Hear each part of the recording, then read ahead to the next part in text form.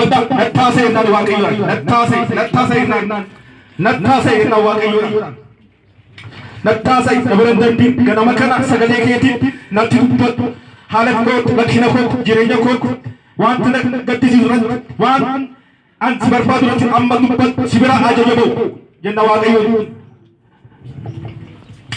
mee natti dubbadheedha mee sagalee keessanii mee hundumti keessan addabticha natti dubbadheedha mee inna gaamu natti dubbadheedha mee rakkina kootti dubbadheedha jireenya kootti dubbadheedha hojii kootti dubbadheedha maqaa Yesuus Kiristoosiin amma sa'aatii kanaa kaasee waaqayyo dubbachuu haa jalqabu amma kaasee waaqayyo ol aaraamiirra namoota kanaaf amantoota kanaaf waan isaan barbaachisu dubbachuu haa jalqabu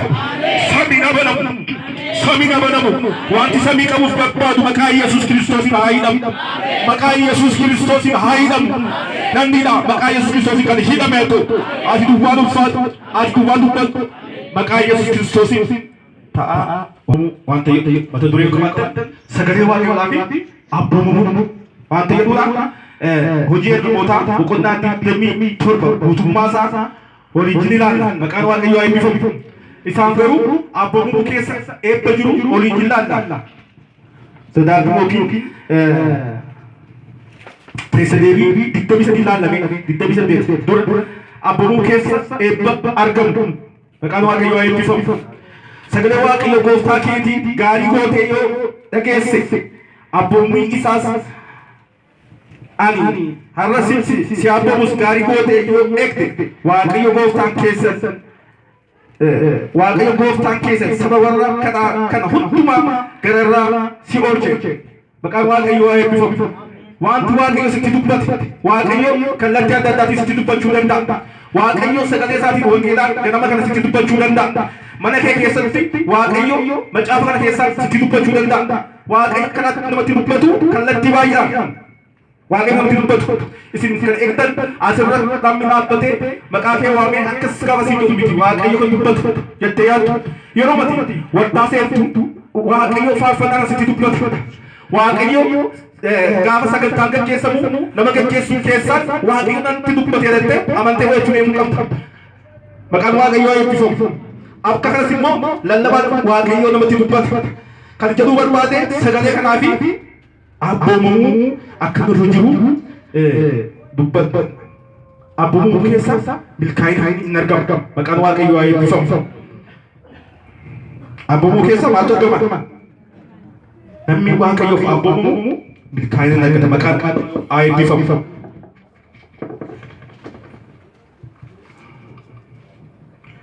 jechuun maal jechuudha hiika isaa ilaalla dura abboomamu jechuun wanti waaqayyo godhi siin jedhee hojjedhu siin jedhee gochuu karaa biraatiin immoo waaqayyo hin hojjetin wanta kana wanta siin jedhe sana hojjechuu dhiisuu maqaan waaqayyo haa eebbifamu kanaaf sagalee waaqayyo kana ogaarii gootee eegde eebba mandara keetti eebbifame amma guutummaa isaa dubbisu manatti uffachuu dandeessu mandara keetti eebbifame mana keetti eebbifame maasii keetti eebbifame jireenya keetti eebbifame gola keetti eebbifame qodobo keetti eebbifame maqaan waaqayyo haa eebbifamu nama maal ta'u maal ta'u nama waaqayyoof abboomamuudhaaf abboomamuu keessa eebbatu argama abboomamuu dinuu keessatti maaltu argama abaarsa jechuudha abaarsa nama abboomamu diduuf immoo faallaa kanatti jechuudha ani dubbadhu wanta abboomamu dubbadhe faallaa kanatu namarratti ta'a yeroo dheeruudhaaf faallaa abboomamu keessa kan argamu faallaa isaati sirratti ta'a jechuudha hojjete milkaa'u hojii harka isaa milkaa'u hojii isaa milkaa'u jireenyi isaa milkaa'u gaafa galu milkaa'u gaafa dhiitu milkaa'u maaliif abaarsa qaba abaarsa waaqayyo isaati abaarsa abbaa faadhaayyuu nama kan qaba namni kanaaf abaarsi waaqayyoof abboomamu milkaa'ina argamu kanaaf akkasii mandarii keenya eebbisama maasii keenya eebbisama dhalii keenya eebbisama guboon kee qodobokoon kee gombisaan kee horiin kee manni kee hundumaan eebbifamu waaqayyoof abboomamtu garuu waaqayyo waan sitti dubbate sana abboomuu didde immoo faallaa kana hundumaatu jireenyi kee hundumaa dhukkubaan rukutamta afaan adda addaatiin asirra jira waan baay'ee jira sirra maqaan waaqayyo waa'ee bifa ukkuma gosaallee kaa'ee jira namni gaafatti abaarsa waaqayyo didu waaqayyo ukkuma maaliif akka dabu dubbateera maqaan isaa eebbifamu kanaaf namni waaqayyo faboomu maal jedha irra baala malee jalannaa maqaan waaqayyo waa'ee bifa amma isin waaqayyo faboomtan sagalee kana faboomtan akka sagalee waaqayyo jiraattan irra hantu lafa hojii keessanii waldaa keessatti mana keessatti lafa dorgomte irra hantu malee jalan taatan kan jedhu ana miti sagalee waaqayyooti maqaan waaqayyo waa'ee bifa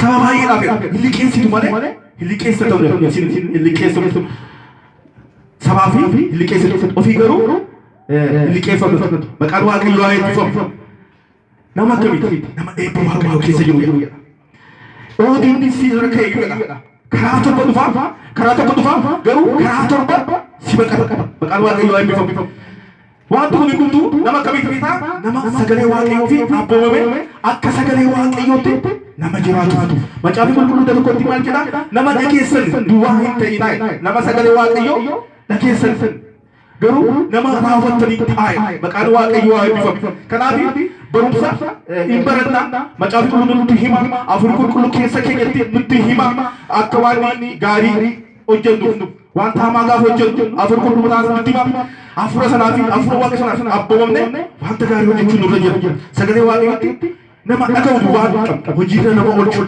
maal jedha tokko irratti immoo nama abbaa miti mootummaa waaqayyoo kan seene nama dhaga'ee hojii waaqayyoo kan raawwatu malee maqaan isaa eebbifamu mee akkasitti sa waaqayyo siin jedhee raawwatu waliin sa waaqayyo siin jedhee dhaga'ee maqaan waaqayyo haa eebbifamu namni waaqayyoo sagalee waaqayyoo dhaga'ee raawwatu asirratti gaarii godhee namni raawwatu gaarii godhee namni raawwatu eebba kan yookiin mana isaatti gola isaatti seena maqaan isaa eebbifamu.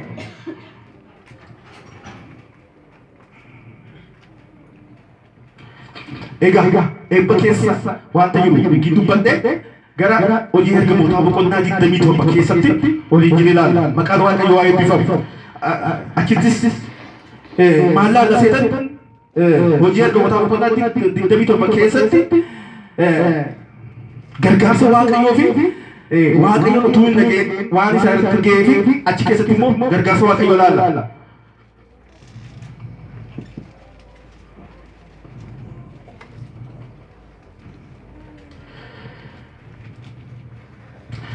Paulus markabiin gara Roomaatti ka'uu isaati.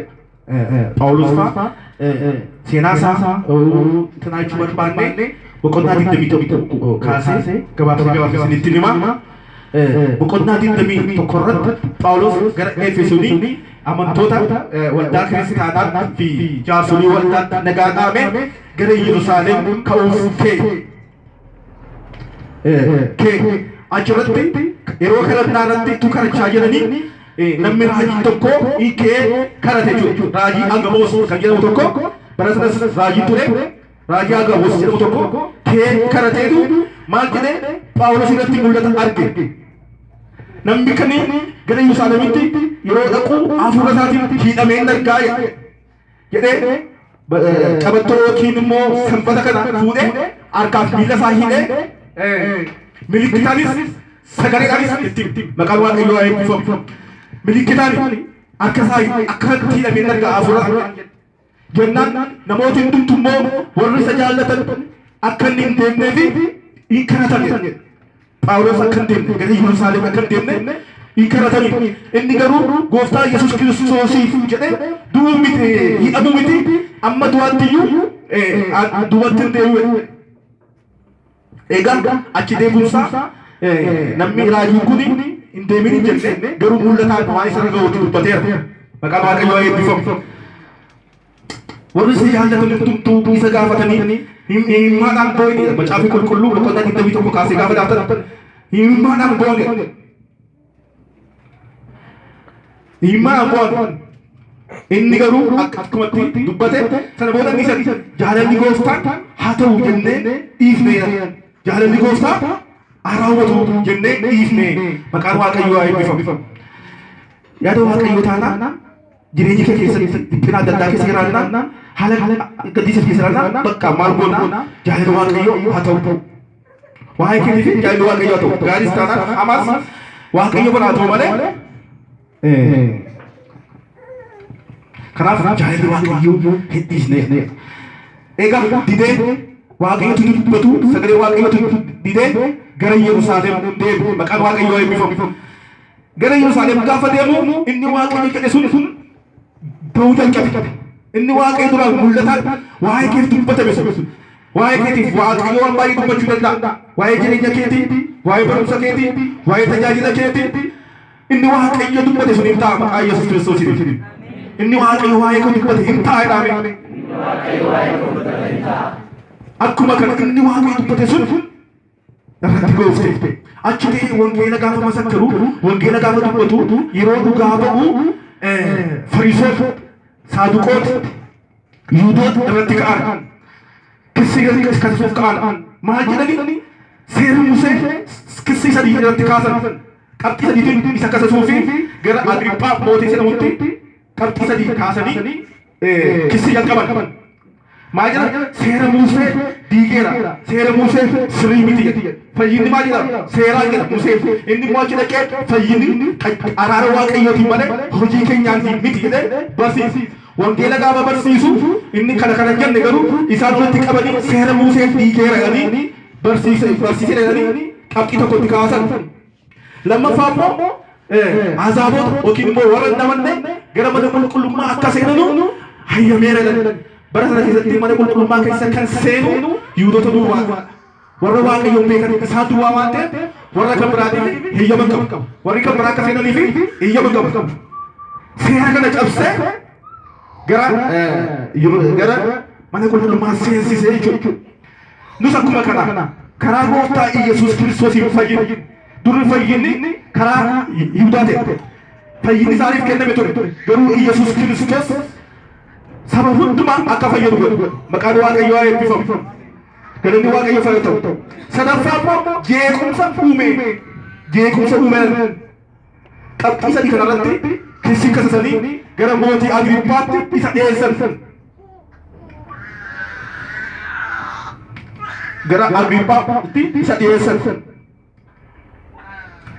egaa akkas ta'etu jiru boqonnaa 27 irratti immoo inni gaafa isa inni lammummaa Roomaa qaba lammummaa Roomaa qaba dhiiga isaa garuu Yihudaa inni kan dhalate Roomaa keessatti dhiigi isaa garuu nama Yihudaati Yerusaalem Yihudoota yeroo baay'ee biyya keessa faca'anii agartan Ameerikaa keessa guutanii jiru Asiis Itoophiyaa keessa jira jedhamu naannoo baay'eetti jiru akkuma kana innis dhalooti isaatti aadaa haa ta'u malee dhiigi isaa immoo nama Yihudaa waan ta'eef achitti gaafa mana murtiitti isa dhiyeessanii fuula Agriiphaa duratti inni maal waa'ee wangeelaa mootichatti himuu jalqabe hammas inni hidhamee hojii isaa inni jechuudha hojii isaa hin sobu ofii dubbachuu kan yeroo hundumaa gooftaaf dubbatu maqaan waaqayyoo haa eebbifamu namni gooftaa galeef rakkina isaa yeroo hundumaa dubbatu akkas ta'e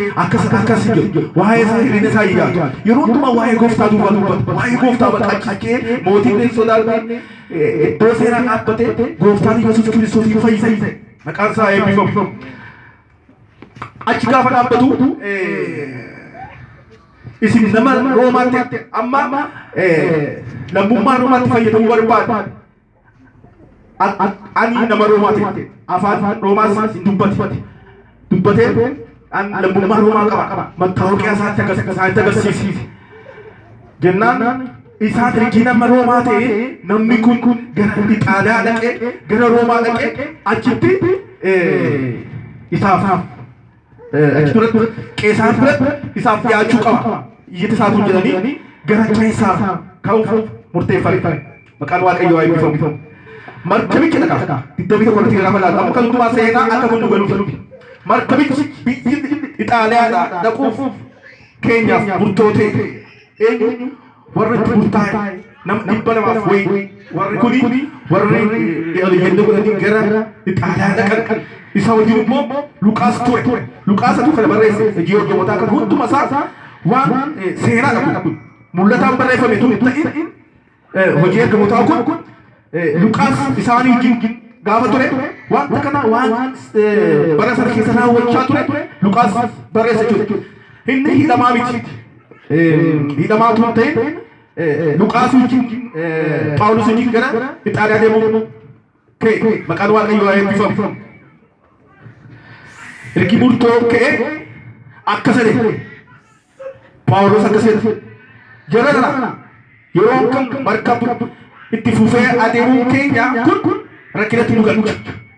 Feejis markabichi keessas akka badu markabichi akka cabu lubbuun namaas akka dhumu natti mul'ata jedhee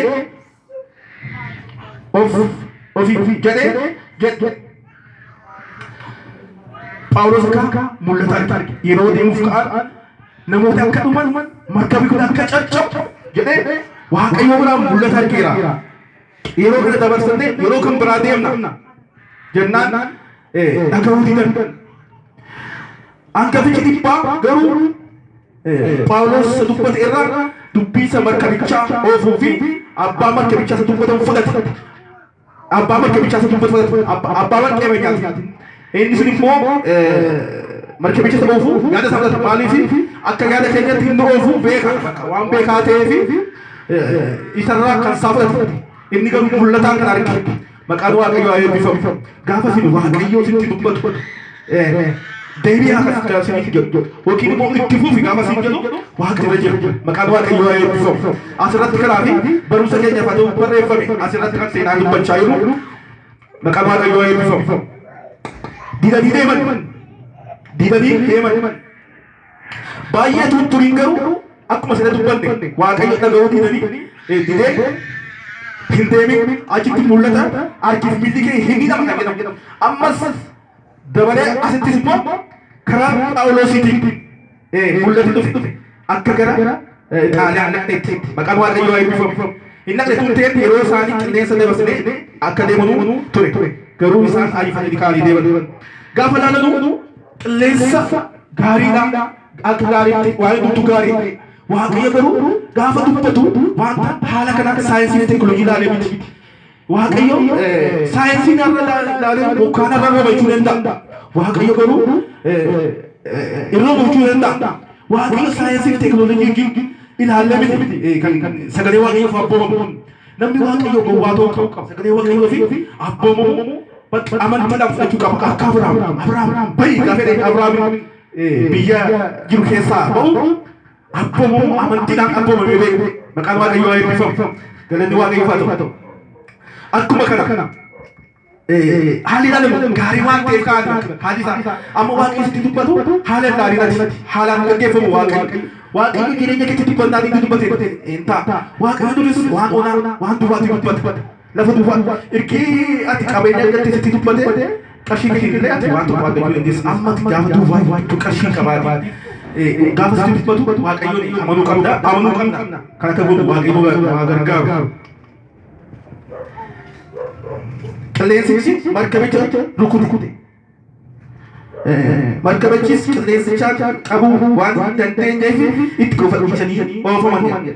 Lakkoofsa 14 itti gadhiifamanii bakka marii akka silaa shufeerichaan yookiin isa makiinaa isa markabicha oofu bidirucha oofu deemuu qilleensa akka barbaade isaan oofuu jalqaban. Bakka kana gidduutti baay'ee rakkatan baay'ee hibbatan. Maqaan Waaqayyoo eebbifamu. Galanni Waaqayyoof haa ta'u. Baay'ee hibbatan. Aduu fi urjiin hin argine guyyaa baay'ee dabarsan qilleensi baay'ee jabaa sun nutti qilleensifaman yommuu suma ooluudhaaf abdii qabdu hundumtuu abdii isaanii kutan haalli argan waan hundumtuu isaanitti jabaate. Kanaaf namni tokko Waaqayyoon abboomuu dinnaan lubbuun isaa baduu danda'a. Waaqayyoon dhaga'uu dinnaan qabeenyi isaa baduu danda'a. Umurii isaa akka walitti gubbachuu danda'a. lubbuu isaa baduu danda'a. Fakkeenyaaf waa'ee bu'uuratti ilaalle lubbuun namaa jalqaba abbamuu kan dide eenyudha jettanii ilaaltan macaafa qulqulluutti Addaamii fi Hewaan. Addaamii fi Hewaan Waaqayyo ija hin nyaatina isaaniin jedheera jiranii waan nyaataniif. Boofichi dhufee maal jedheen Hewaaniin dhuguma isiniif jedha ija muka hundumaarraa hin nyaatina isiniin jedhee jedhe. Lagi hundumaarraa nun jenne sagidduudhaaf sanarraa malee sagiddu dhaabbateetu sanarraa malee hundumaarraa akka nyaannu Waaqayyo nu hayyameera jennaan Waaqayyo ni soba sobeetu akka Waaqayyo kan taane jedheetu Waaqayyo akka Waaqayyo kan taaneef isin ta'uuf namni immoo yoo gaafa namni namatti namatti fakkaata dhuguma namni baay'ee gowwama namaa hin gowwama haala adda addaatiin hin gowwama hin gowwamte gaafa laaltus immoo baay'ee bareeda nyaachuudhaaf duris cubbuun gaafa ilaalalu nama gammachiisa. Torbanarraa baranneerra waa'ee cubbuu kana cubbuu gaafa akkas hojjetanu nama gammachiisa garuu bu'aa isaatu bu'aa isaatu gaarii miti kan cubbuudhaaf maqaan Waaqayyoo eebbifamu. Kanaaf waan agartaniif waan bareedutti of kennuun barbaachisaa miti. Waan namni siin jedhe waan sagalee Waaqayyoon taanetti of qabuun du'a namatti fiti. Akkuma kana lubbuun achuma keessatti lubbuun isaa amma du'an jechuudha. Kanarraan kan ka'e du'i nutti dhufe jechuudha. Qabeenya ta'uu ilaalle waa'ee qabeenyaa markabicha keessatti iyyuu mii baay'ee waan tureef sindee ta'uu danda'a kabala sana qodaa mi'a baay'ee maal godhanii gara galaanaatti darbatan jedha. Maal kun maalirraa kan dhufe Waaqayyoo fi abboomamuu dhiisuu isaaniirraati kan dhufe. Maqaan Waaqayyoo eebbifamu. Ati Waaqayyoo hin abboomamne taanaan qabeenya keetu bada. Umurii keetu bada. Jireenya keetu bada. Hin fakkaatu gaafa laalan Addaamii fi waan gaafa raawwatan itti hin fakkaanne akkas taasisan jennu. Isaan garuu akka Waaqayyoo waan gaarii ta'uuf kan yaadan malee waan akkasitti hin yaadne. Waan akkasitti dhufa dhuguma akkas taana ni yaadne. Nus yeroo baay'ee waan tokko Waaqayyoo dhiisi gaafa siin jedhu dhiisuu qabna jechuudha. Al tokko fakkeenyaaf mucaan tokko waldaa kana ture. Waaqayyo dhufeetu dhiisi yaada keedhaan. Waldaa kan barasiidhaan inni waan inni yaada beeku. Waaqayyo isaan dhiisi inni maal miqqifata Waaqayyo waldaa sanattis waldaa kanattis waldaa gamatti dhaqee tokko waan tokko dubbachuu isaa dinqisiifata. Garuu wanta Waaqayyo sana raawwatu akkuma Waaqayyo dhiisuu dide egaa biyya kana keessaa ba'ee iddoo kan biratti maal namni maal natti hime qodaa taaksirraa meeshaa buusaa ture argineera jedhan. Egaa Waaqayyo iddoo gaariidha akka hin deemneef asuma iddoon kee asumatti si guddisa didee deeme jechuudha. Lafa deemetti milkaa'ee hin argan namni sun namaa argatu natti tuu taaksirraa qodaa baasuu buusuu agarra jedhan tuuttuu affateera jedhan. Kanaaf yeroo Waaqayyo nutti dubbatu amma nutti fakkaachuu dhiisuu danda'a. Yeroo Waaqayyo sitti dubbatu sitti fakkaachuu dhiisuu danda'a. Kanaaf Waaqayyoon dhaga'i. Mee guddisaati Waaqayyoon dhaga'i jedhame. Ayi duwwaa dubbataa jira waan ta'eef. Waaqayyoon dhaga'i jedhame. Namni Waaqayyoon dhaga'u hin salphatu. Akkuma kana yoo ilaalle macaafa Yoonaas raajicha irratti yoo ilaalle Yoonaasiin akka jedhe Waaqayyo kai gara Nanawwee mandara guddittitti dhaqi hamaan namootaa ishee guddatee na bira ga'e waan na bira ga'eef irratti labsi akka qalbii isaanii jijjiirataniif irratti labsi. Yoonaas garuu isa dhiisee fuula Waaqayyo dura gara mandara Tarsiisitti baqachuuf ka'e. Mandara Yoopheetii gada bu'ee markabicha Tarsiisii dhaqu argatee inni warra markabichaaf wajjin adeemuuf gatii isaa baafatee fuula Waaqayyo duraa Tarsiisitti sokkuudhaaf keessa lixee. Asirratti waan agarru Waaqayyo keetii gara Nanawweetti deebi jedhee inni garuu Waaqayyoon dhaga'uu dhiisee gara eessatti dhaqe gara Tarsiisitti dhaqe. Egaa namni kun Waaqayyoon dhaga'uurraa dhiisuu isaarraan kan ka'e gidiraa fi rakkina gurguddaa keessa akka irra ga'e isa miti namoota isaa wajjin jiran rayyuu rakkina gurguddaa ga'e. Maqaan Waaqayyoo eebbifamu. Kanaaf maal jechuun kan jira mata dureen isaa Waaqayyoof abboomamuu waan jedhu. Waaqayyoof abboomamuu eebba akka argachiisu Waaqayyoof abboomamuu dhiisuun immoo abaarsa akka fidu ilaalaa jira jechuudha.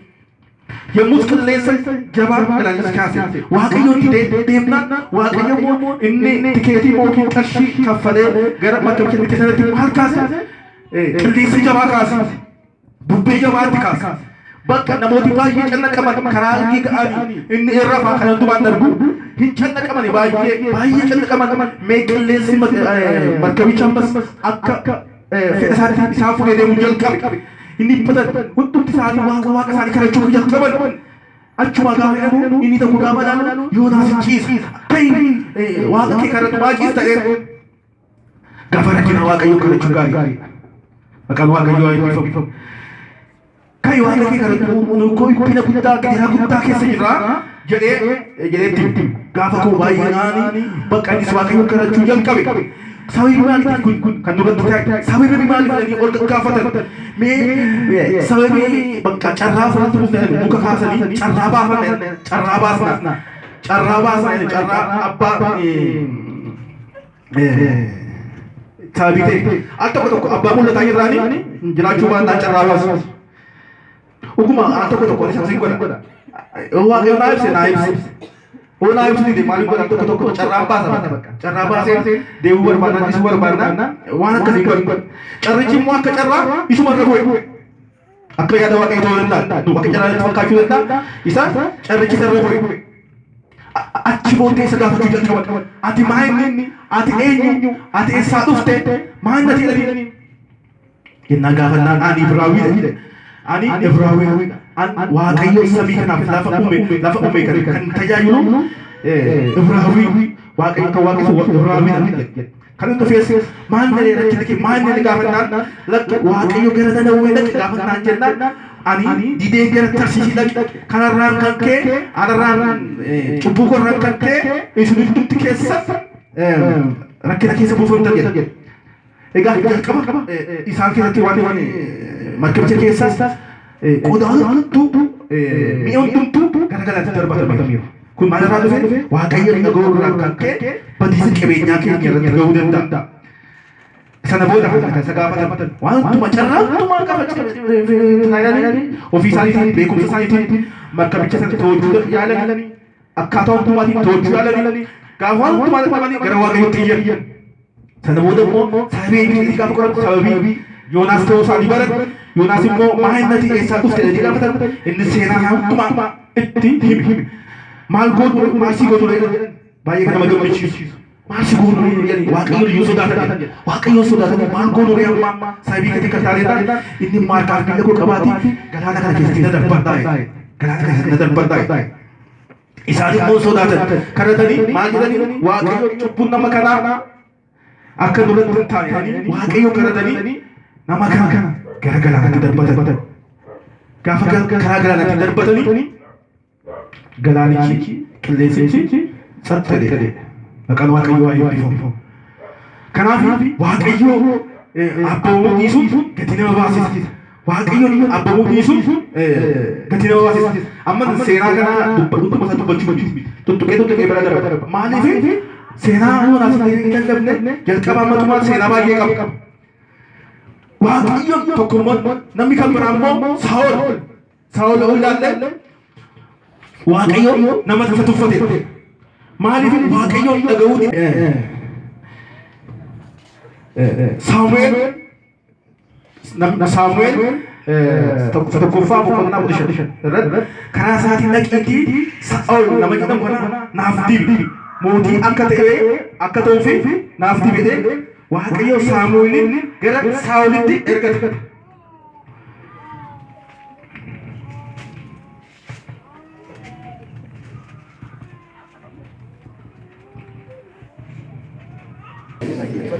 Dubbii Waaqayyoo sitti himu eeggafadhuutu immoo hojii nama oolchanii.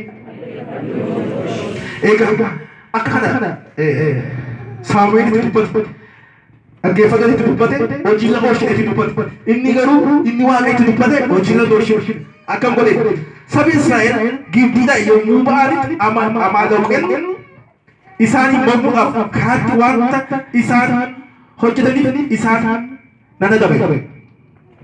Waaqayyo ammoo ija bookee eenyuuf? Israa'elootaaf. Dur gaafa isaan Gibxiidhaa ba'an isaan karaatti isa gaadanii akka karaan dabarre isaan mormaa waan turaniif amma garuu Waaqayyo isaan adabuu barbaade. Kanaaf Saa'olin dibatee ergaa kana itti hime. Egaa ati dhaqiitii Amaaleqoota dhiiraa jalqabee amma dubartiitti ijoollee amma mucoolii amma hoolota isaanii qabeenya isaanii hundumaa fixire Waaqayyo qabeenya isaanii hundumaa fixire itti dubbatu maqaan Waaqayyo waa eebbifamu. Egaa Waaqayyo gaafa namatti dubbatu raawwachuu qabna wanta Waaqayyo nutti dubbate kana gochuu qabna. Ishee fudhatee dhaga'e itti himee Waaqayyo itti himee kaan kana booddee dubbinu fixee inni garuu hin naqne gara 200,000 kan ta'an loltoota isaanii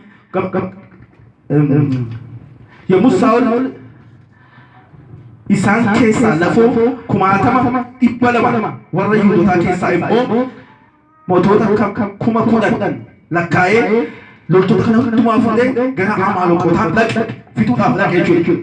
Akka Waaqayyo maal jedhee hoolaa jedhee jebbii miti waan isaan qabu qabeenya isaanii mootii isaanii ijoollee isaanii dhala isaanii innos guddaas jedhee qabeenya isaanii fixi kottu Waaqayyo ijaan ba'u waan barbaadeef saba isaatiif arras Waaqayyo waa'ee ijaan ba'a. Ameen. Wanta sadiif isaa yeroo irratti jireenya keessatti waan siif isaa yeroo irratti Waaqayyo ijaan ba'a. Mee nama sabatti yeroo Waaqayyo waa'ee ijaan ba'a. Ijaan ba'a Waaqayyo ijaan ba'a. Maqaan Waaqayyo haa eebbifamu. Galanni Waaqayyo fattu. Amma kan saba isaatiif ijaaboo barbaade. Inni garuu achi dhaqee akka Waaqayyo jedhetti raawwatu ijoollee fixeeraa waan dhumaa goggodhee garuu wanta gaggaarii immoo achi keessa waan babbareedu hoolaa ta'uu danda'a, horii ta'uu danda'a. Wanta babbareedu garuu Waaqayyo fixi hunduma isaanii fixee inni garuu wanta babbareedu ofiisaatiif gara mana isaa fidee dhufe gara biyya isaaniitti gaafa deebi'u akka boojuutti fidee dhufe garuu Waaqayyo maal jedhee fixi jedhee akkas taa'etu jiru Saamu'eel immoo mul'ata arga. Kana booddee dubbiin Waaqayyo gara Saamu'eel dhufe. Saa'ol na duukaa bu'uu dhiise deebiira. Inni akka dubbii kootiitti waan hin raawwanneef isa moosisuu kootiif nan gadda. Waaqayyo sitti gadduu irraa si haa oolchu. Mee ol jedhaa eebbaa Waaqayyo sitti gadduu irraa si haa oolchu. Yeroo Waaqayyo namatti gaddu asirratti Waaqayyo